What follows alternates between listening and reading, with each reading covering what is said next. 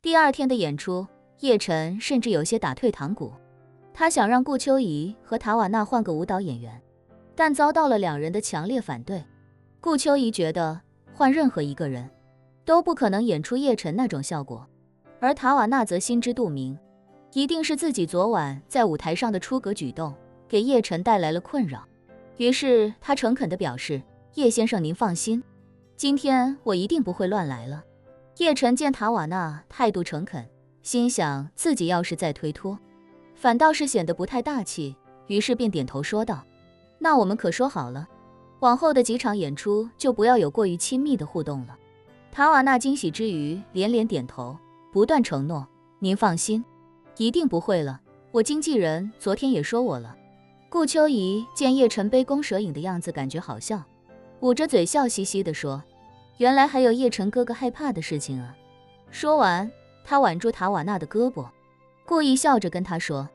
我以前还没见叶晨哥哥对什么事情这么紧张，估计是被你的热情奔放给吓到了。叶晨忍不住白了他一眼，心中暗暗吐槽，我不光怕他，也怕你，你肯定是跟着这个美国娘们学坏了。因为昨天的演出太过爆炸，已经在全球娱乐热搜挂了一天，所以今天的观众对顾秋怡的演出部分都充满期待，也盼着亲眼见证一下塔瓦纳在舞台上的热情奔放。当顾秋怡那首《刺客》再次唱起的时候，叶晨一登台就引发了全场剧烈的欢呼。观众不知道叶晨是谁，只是觉得这个男舞者身材、身姿以及舞剑时的每一个动作都完美的无可挑剔，用现在年轻人常说的话，就是性张力拉满。虽然看不到叶晨的脸，但目视可及的一切都已经堪称完美，所以蒙面的叶晨反而还保留了几分朦胧感，让人觉得更完美也更期待。毕竟每个人对长相的预期是不一样的，有的男人虽然很帅，但阳刚欠缺，有的男人虽然阳刚，但五官又差些意思，有的人喜欢长脸，有的人喜欢方脸，有的人喜欢浓眉大眼，也有人喜欢单眼皮男生。所以如果叶晨不蒙面，总会有人不喜欢他的长相风格，可他蒙面之后，一切就挑不出毛病来了。当叶晨开始表演剑术时，对这些观众来说更是一场别样的视听盛宴。等塔瓦纳登场的时候，现场更是爆发出震耳欲聋的欢呼声。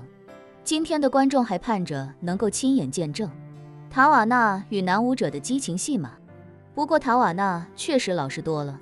虽然在演唱中与叶晨也有一些肢体接触，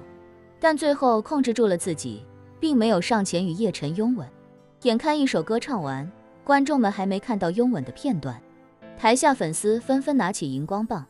也不知是谁大喊了一声英文的 kiss， 于是全场都像疯了一样，齐声不停地高喊 kiss kiss。 塔瓦纳歌都唱完了，按理叶晨和顾秋怡应该退场，把舞台交还给塔瓦纳，可是观众本着看热闹不嫌事大的心态，不停地煽风点火，就想在舞台上看点劲爆的。眼看观众呼声这么大，塔瓦纳忍不住低声在叶晨耳边说，叶先生，能不能只轻轻地吻一下？观众这么热情，如果不满足他们的要求，怕是很难过关呢。说话间，塔瓦纳表情带着委屈和哀求，自己是承诺过不再像昨天那样主动亲吻叶晨，但先征求他的同意总是可以的吧？愿意就愿意，不愿意自己也不强求，反正有这么多观众替自己背书，自己提这个请求也是情有可原，就看叶晨给不给自己通融一下了。叶晨此时也感觉如芒在背，这帮粉丝按理说不该这么八卦啊，人家粉丝都盼着偶像不要谈恋爱，不要跟别人搞暧昧，怎么塔瓦纳的粉丝好像就盼着看热闹一样？不过他转念一想也不能怪，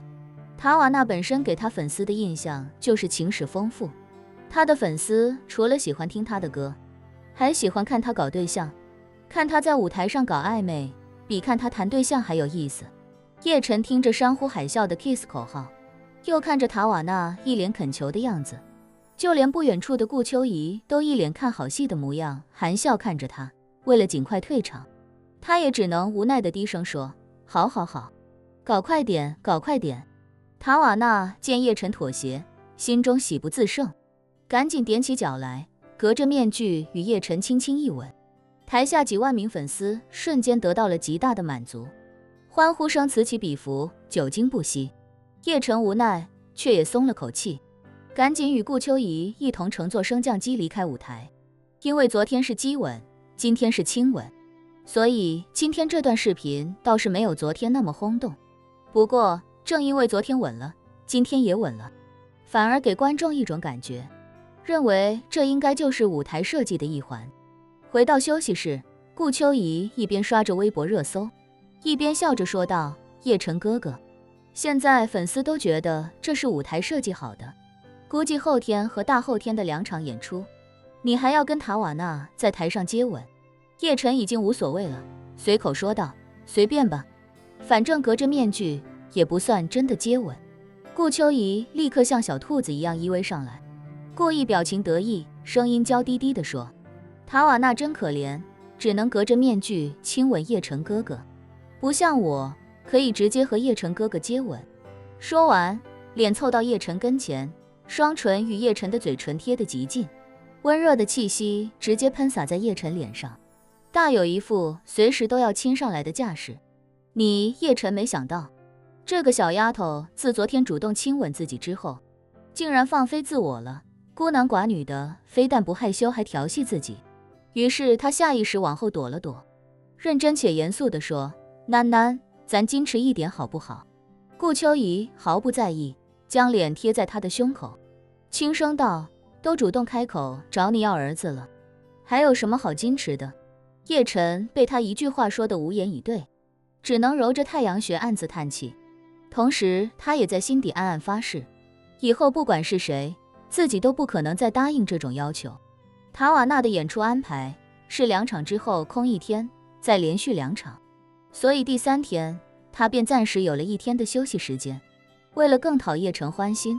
他特地安排了1整天的燕京一日游，而且还要在全球同步直播。于是翌日一大早，塔瓦纳和他的经纪人、助理、保镖等一行20几人便浩浩荡荡地乘车前往长城，好几台机位同步在几个平台向全世界全程直播，吸引超过1000万网友在线上观看。直播中，塔瓦纳表现出了十足的投入，对看到的一切都给予很高的评价，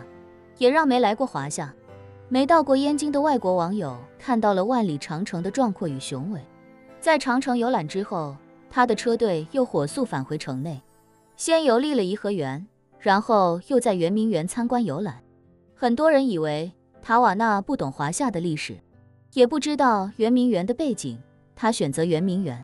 应该只是知道这里很出名，而且与颐和园离得很近，所以便把这里当做了第3站。但谁都不知道，塔瓦纳其实早就做了充分的准备工作。他知道叶晨非常爱国，